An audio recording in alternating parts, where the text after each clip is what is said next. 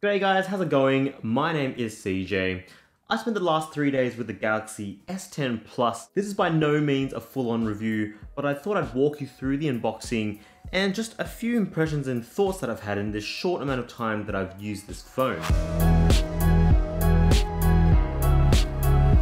So starting off first with the box. Gone are the understated designs of past, and it screams S10, literally. The word also reflects the color of the phone kept inside. In my case, I've got the Prism Green version, and so you can see on the box, the S10 has a little subtle green tinge with a slight holographic flare. Popping the top open, you've got the phone staring straight at you. And initially I thought, gosh, did they forget the box with all the boring paperwork? But no.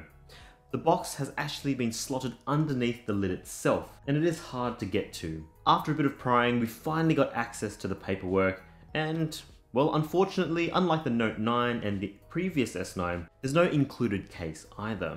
I'm not really sure how Samsung decides which models get what, but at least there's a screen protector pre-installed, so that's at least one saving. Unless of course you're someone who likes tempered glass screen protectors, in which case that's probably going to bugger up your fingerprint sensor. More on that in a little bit later. It also comes with all the usual standard accessories, fast charging USB charger, and USB A to C cable, a USB A OTG adapter, and they still include a pair of bundled AKG wired headphones, white ones this time. The phone I've got is the Prism Green version like I said, and it is absolutely stunning. Straight up, the phone gives off a more teal-like hue and doesn't come across as a deep of a green as it looks like on some of the promotional material. And I'm not sure if it's just the reflection of the back color, but the shiny aluminium frame around the sides gives off a very subtle green tint. Combine that with the various gradient patterns that you get on the back depending on the light shining on it, the Prism Green S10 really does look like a beautiful gem. And then all of a sudden, the green accessories from Samsung make a lot more sense when you see the phone in person. The next thing that struck me about this phone is that it's really light. Lighter than you expect a glass and aluminium slab to be. Especially with how it looks with its shiny, polished frame. And that's probably the key. The aluminium allows it to be lighter, and it's certainly lighter than the stainless steel materials used in phones like the iPhone. It's really comfortable in the hand, and it makes a massive difference with ergonomics, especially with a device this big. Part of it is in how it's shaped and designed, with its curved edges that we've seen since the S6, but its weight actually makes an even bigger difference. It's about 30 grams lighter than the Note 9, and you can really feel it.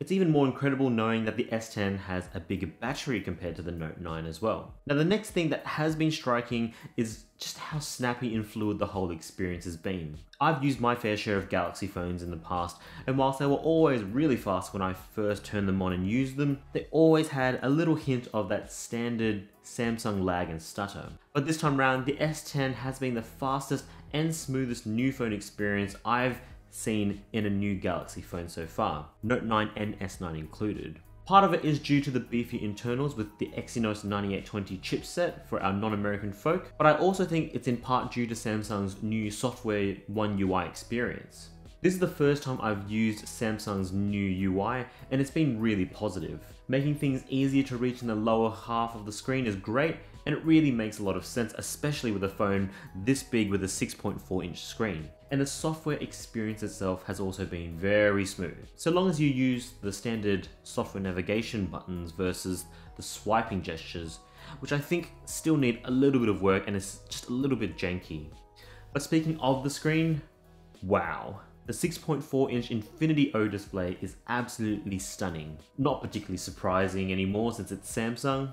And yes, it does have that little cutout for the front-facing cameras, but honestly, I think it looks great. And the fact that it maintains a slither of pixels above and to the side of the cutout helps make it look that much more futuristic. The amount of fun you can have with wallpapers is an added bonus. There's a growing subreddit dedicated to S10 wallpapers, and I can't wait to see what other people can come up with. And staying on the topic of the screen, another feature that's gotten a lot of attention since its announcement is the new in-screen ultrasonic fingerprint sensor. I mean, using sound waves to detect tiny details like your own fingerprint is very futuristic. But in the last few days of using it, unfortunately for me at least, it's been an unreliable and inconsistent mess. Something that I think the tech community has been pretty divided on. There doesn't seem to be a consensus about whether or not this ultrasonic sensor is better or worse than what we already have currently. Typically, I'd have to place my thumb on it with a pretty strict angle and approach. Even then, it would take at least a 5th attempt before registering it correctly. And for some reason, my right thumb consistently worked more often than my left thumb. Also, the argument between just tapping it versus pressing it down longer is inconsistent in itself. Sometimes it works with a really quick tap, other times it only works if you place it down with a bit of pressure and hold on for longer.